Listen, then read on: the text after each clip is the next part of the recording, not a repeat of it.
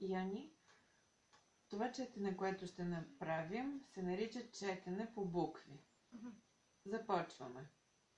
П, О, С, В, Е, после Ц, А, Р, И, Ц, Р, Т, А, царицата, П, У, С, Т, А. От начало.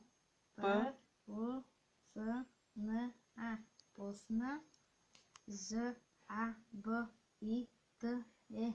Жабите. В, Ч, И, Т, Ц, И, С, Т, А, Т, А. Чистата. В, О, Д, А. Вода. К, О, Я, Т, О, която. П, О, С, Хубаво З. З, Е, Л, Е, Н, Я. Последния. От начало, Яни. П, О, З, Е, Л, Е, Н, Я. Позеления.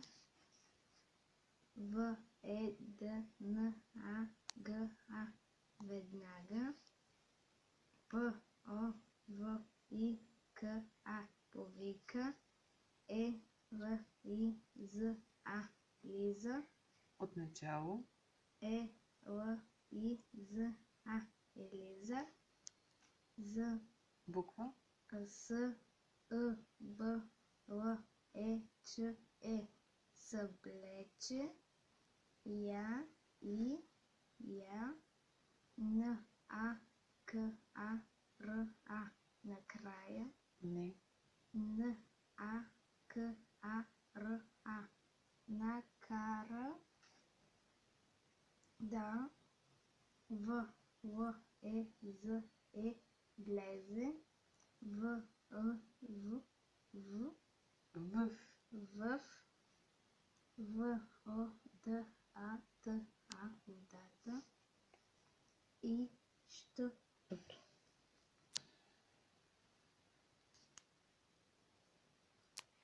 Сега ще направим следващото четене. Четене с проследяване.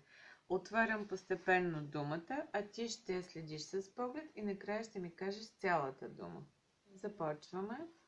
Но, влиза. Първата буква обърни внимание. Елиза. Сякаш.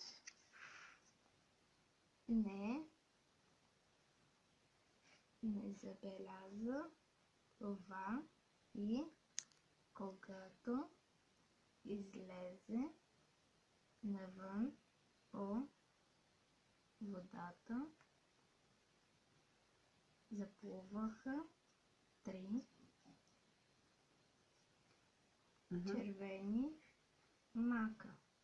Ако жабите не бяха отровени от целувките на царицата, те щяха да се превърнат в червени рози.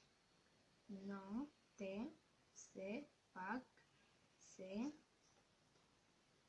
превърнаха в цветя. Следва четене, като спазваш препинателните знаци. Поемаш дълбоко дъх в самото начало и дъха така го разпределяш до следващия препинателен знак. Тук виждаш, че това е запетая, което означава, че си правиш малка почивка. Поемаш дъх и продължаваш нататък. Дай сега да видим първото изречение. Следиш с поглед и казваш думата. Момичето беше това. Отначало. Да, отначало започни. Момичето беше толкова добре и Върни се тук на тази дума. добро и невинно, Малка почивка.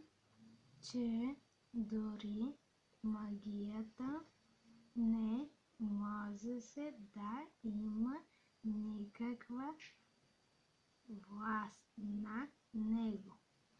Така, виж сега какво точно искам от тебе. Аз ще го направя това изречение, нали? Да. Започвам, поемам дъх.